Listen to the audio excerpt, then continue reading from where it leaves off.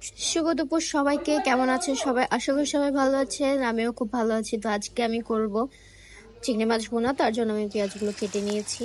এখন আমি চিংড়ি মাছগুলো ভেজে নেব।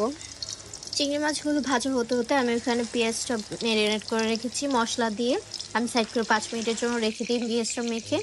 এখন আমি চিংড়ি মাছগুলো ভেজে নেব। চিংড়ি মাছগুলো ভাজা হয়ে গেলে আমি যে পেঁয়াজগুলো ম্যারিনেট করে রেখেছিলাম ওইগুলো তেলের মধ্যে দিয়ে দিব। যেই তেলের মধ্যে চিংড়ি মাছগুলো ভাজা হয়েছিল ওই তেলের মধ্যে আমি দিয়ে দিব। ওই তেলের মধ্যে আমি আগে পেঁয়াজগুলো মশলাগুলো ভালোভাবে কষিয়ে নিব। কষানো হয়ে গেলে আমি এটার মধ্যে পানি দিয়ে দিব।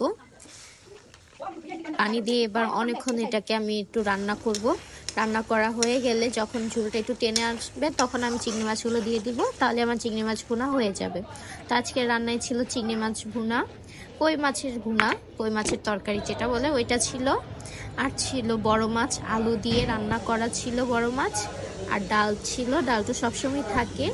ডাল ছিল আর ছিল বেগুনের একটা কিছু, মানে এটার মধ্যে মেবি মাছের ডিম দেওয়া হয়েছিল।